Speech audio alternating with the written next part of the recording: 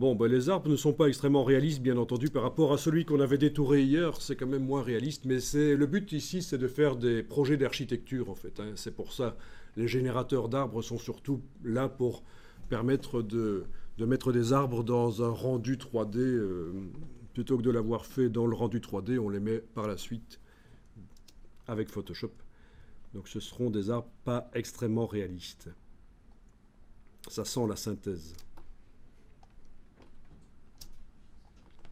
Bon, j'entre dans l'objet dynamique, je vais agrandir la zone de travail.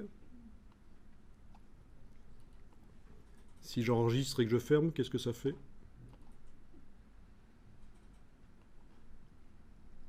Bon, ben ça change rien. Parfait.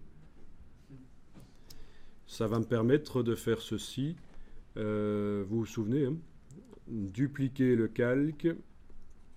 Ensuite, j'ai un effet de biseautage estampage qui est resté. Je l'ai supprimé. Ouais. Ok. Donc dupliquer le calque, verrouiller la transparence, remplir par du noir, édition remplir avec noir. Je vais vite ici parce que je vous montre juste les possibilités. Puis transformation avec la touche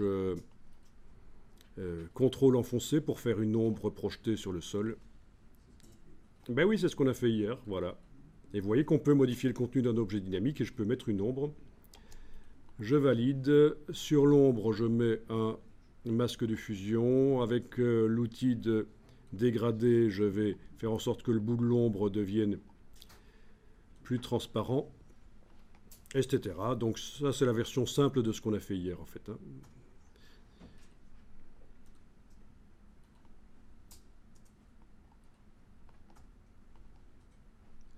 Fichier enregistré, fichier fermé, et on a des ombres sur nos arbres, sous nos arbres, voilà. Ah tiens, sauf qu'il y en a un qui est par-dessus l'autre. Ah ah. Et au-dessus aussi. Je le sélectionne et je le mets en dessous des autres. Et on en a encore, il va falloir penser à ça en fait, hein, voilà. Ok, là ça marche. Vous avez vu avec la sélection automatique, j'ai pas besoin de me poser la question, tiens, où est-ce qu'il est?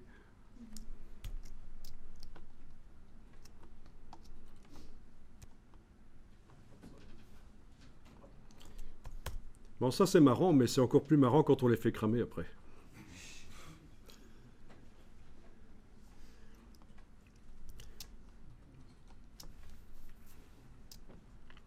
Donc, pour les faire cramer, je vais créer un calque vide là au-dessus. Peut-être que je vais réunir tous mes arbres dans un groupe, hein. Ce sera plus clair. Donc, clic majuscule clic. Puis, nouveau groupe d'après des calques. Voilà, les arbres sont dans le groupe.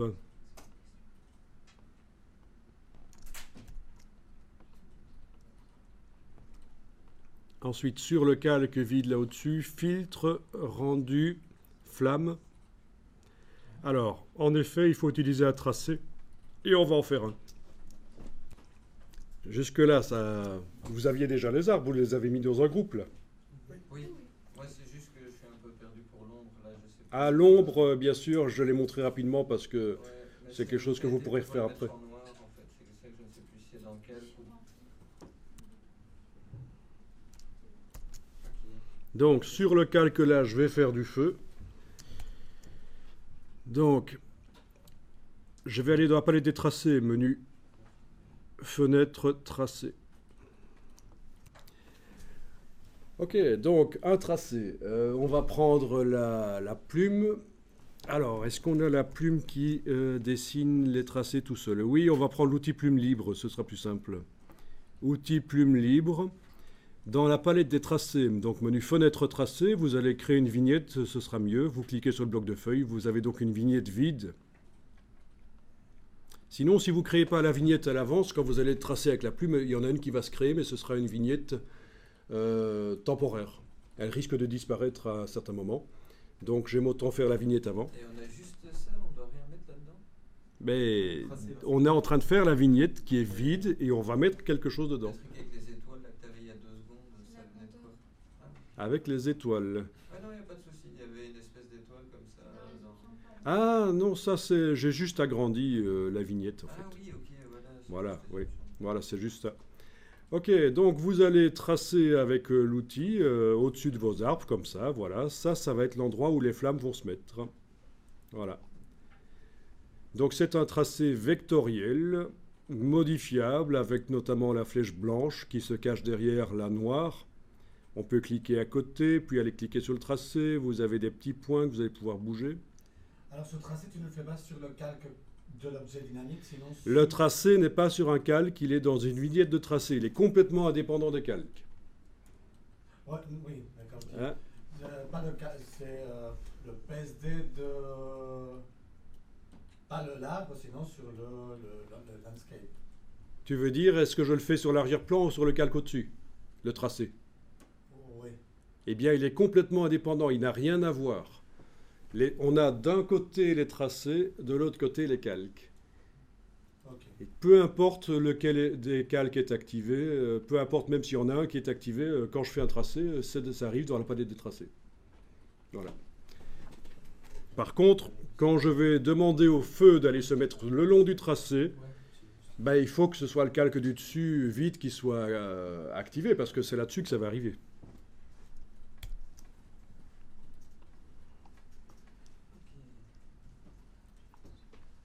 Bon, donc vous avez votre tracé. Vous avez vu éventuellement qu'on peut le modifier avec la flèche blanche. On n'y voit pas grand-chose parfois, hein.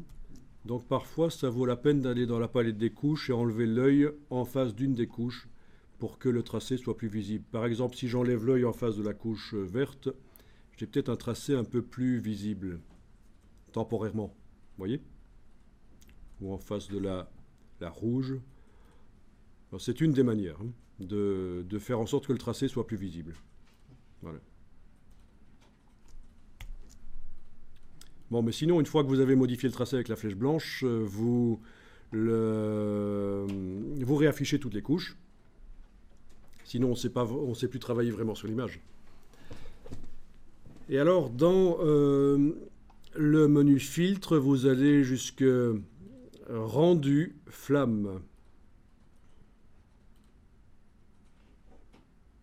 Ok.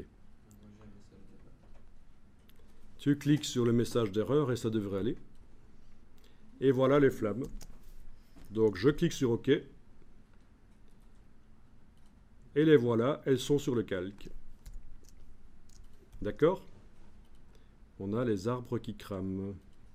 Si vous voulez voir sans le tracé, vous cliquez dans la palette des tracés sous la vignette. Bon, mais bien entendu, ça c'était les valeurs par défaut. Donc je vais recommencer de toute façon. Je vais enlever l'œil en face de ce calque et en faire un nouveau. Voilà un nouveau calque vide. Le premier, je peux l'appeler test feu 1. Comme ça, pour l'exercice, c'est bien clair. Et le deuxième, ça va être test feu 2. Voilà. Donc, sur ce calque vide, toujours avec la vignette du tracé que je réactive en cliquant sur elle, je vais maintenant retourner dans filtre rendu flamme. Et c'est vrai qu'il y a un message qui dit que le tracé fait plus de 3000 pixels de long et que l'aperçu ne montrera que les trois premiers milliers de pixels. Bon, par rapport à tout à l'heure, je peux aller choisir ici le type de flamme.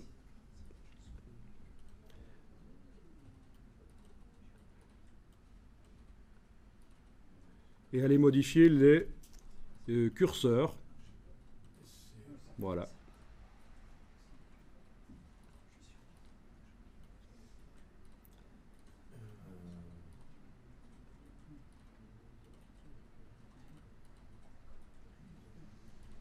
Et c'est où que vous changez le type de flamme après? Donc le type de flamme, c'est ici. Mais comment vous faites sortir ce menu? Donc ça, c'est dans filtre rendu flamme. Mais une fois que vous avez déjà... Validé. Ouais. Ah ben non, c'est devenu des pixels, on ne sait plus modifier. Ah, ok. On ne sait plus modifier. Encore une fois, je vais peut-être tester pour voir si on le mettait sur un objet dynamique, mais je pense pas. D'autant que ça suit un tracé, donc... Ok. Il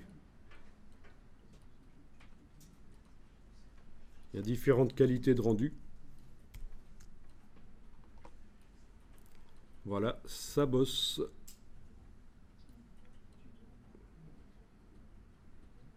J'ai demandé la qualité élevée, donc ça prend du temps.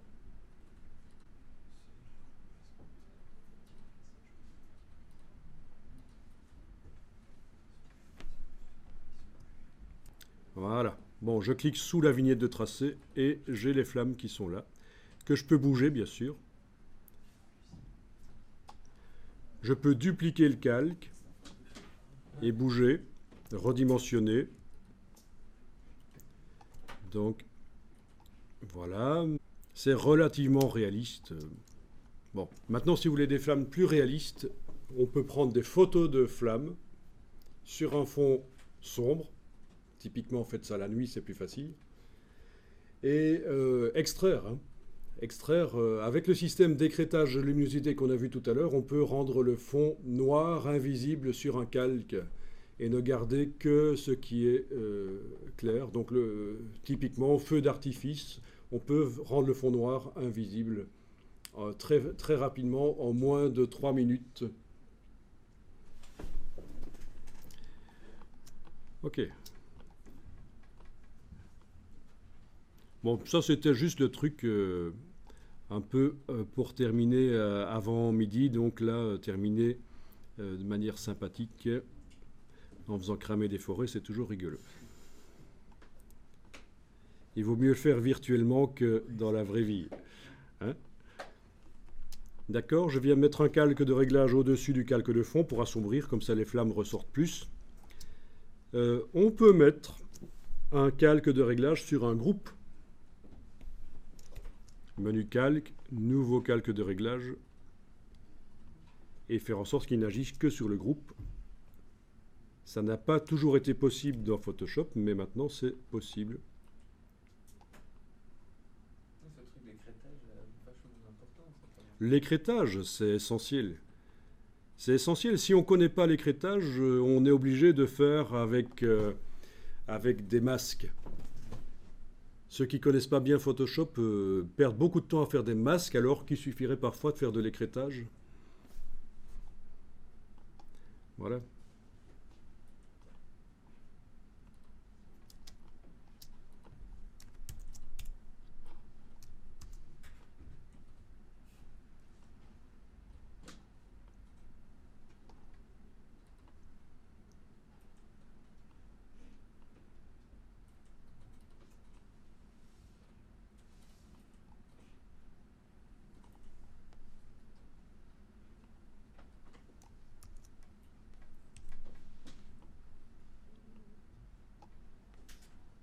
Évidemment, l'ombre n'est plus bonne, c'est l'ombre de l'ancien arbre. Bon, c'est pas grave, on va faire comme si.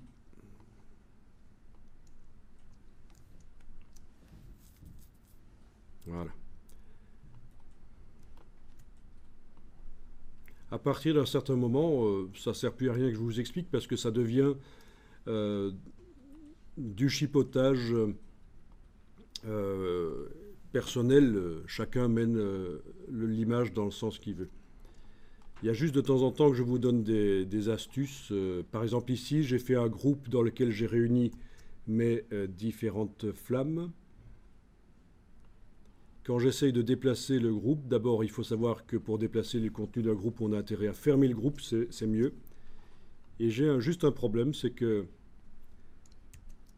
dès que je ferme le groupe et que j'essaye de déplacer, il se réouvre et c'est un des calques qui bouge. Vous avez compris pourquoi ? Non ? La transparence? Non. Ça, la sélection automatique du calque. Ça, c'est une crasse. Ça peut aider, mais il faut vraiment se souvenir qu'il faut le désactiver. Ok. Alors, voyons un peu. Ouais, ça, c'est pas mal.